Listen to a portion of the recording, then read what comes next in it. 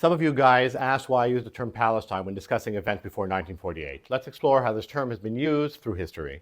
The English word Palestine has a documented history going back at least until the early 17th century.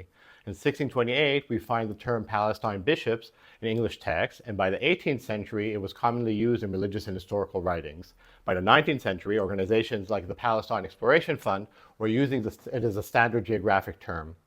But the name's history goes back much further in other languages. It first appears as Peleset in ancient Egyptian texts from around 1150 BCE.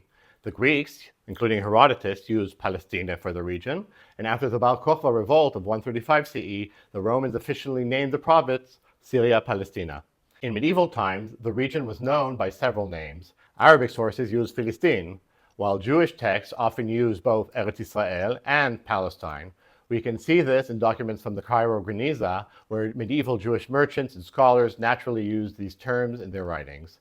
During the Ottoman period, 1516 to 1917, while the empire divided the region into different administrative districts, Palestine remained a commonly used geographic term. It wasn't the name of a country. There never was an independent state called Palestine, but rather a regional designation, like saying the Levant or the Holy Land. This usage was formalized during the British Mandate, 1920 to 1948, when Palestine became the official name used on everything from passports to postage stamps. The designation Palestinian applied to all residents, Jewish and Arab alike, as we can see in documents like the Palestine Post, which now became the Jerusalem Post.